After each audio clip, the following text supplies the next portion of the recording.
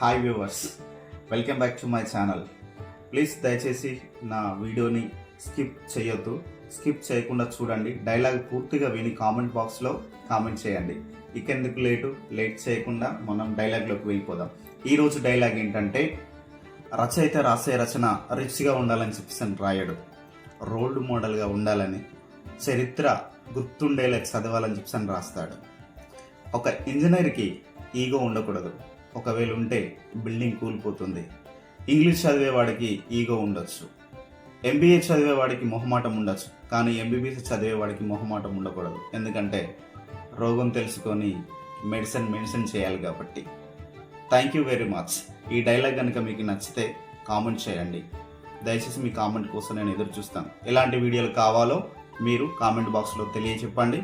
నేను అలాంటి వీడియోలో మీకోసం చేయడానికి రెడీగా ఉన్నాను. Thank you.